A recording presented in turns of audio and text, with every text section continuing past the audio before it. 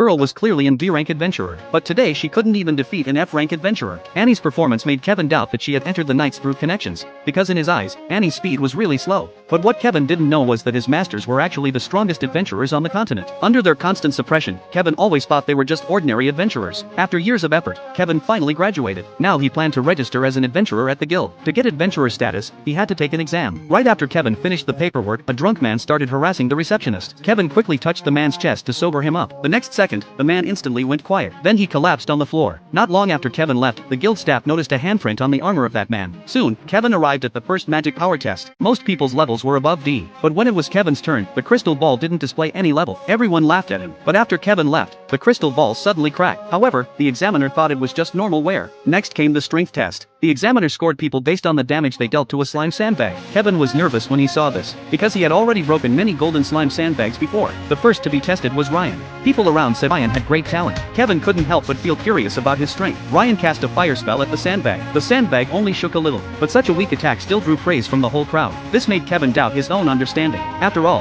his masters could destroy a nation with just a single fireball. Soon it was Kevin's turn. Seeing that Kevin was already 30 years old, the examiner told him to give up on becoming an adventurer. Kevin ignored him. He took his stance and focused all his strength into his fist. The next second, he punched the sandbag and shattered it. Everyone was shocked. Kevin himself didn't expect the sandbag to be so fragile. He even suspected it was fake. Ryan's spotlight was stolen by Kevin. He wanted to teach Kevin a lesson in the magic test, but Kevin's strength was so overwhelming that Ryan didn't dare get close. In the following exams, Kevin passed them all with ease. The night captain didn't expect Kevin to be this strong. After all the exams were done, Ryan brought his sister Annie to challenge Kevin. As soon as Annie arrived, she proposed a duel with Kevin. Kevin helplessly accepted. Soon they arrived at the dueling arena. Annie proposed that the loser would serve the winner as a servant until death. Kevin felt nervous, because Annie was a B-rank adventurer, while he was only F-rank. But he had no choice but to fight. Annie rushed in with her attack. She instantly sliced apart the iron bars behind Kevin. Kevin didn't understand why Annie cut the bars, but Annie thought Kevin was scared by her move, so she charged again. Kevin watched her movements. He thought her attacks were too slow, so he easily dodged them. Annie was surprised. She attacked again, but in Kevin's eyes, her movements were still slow.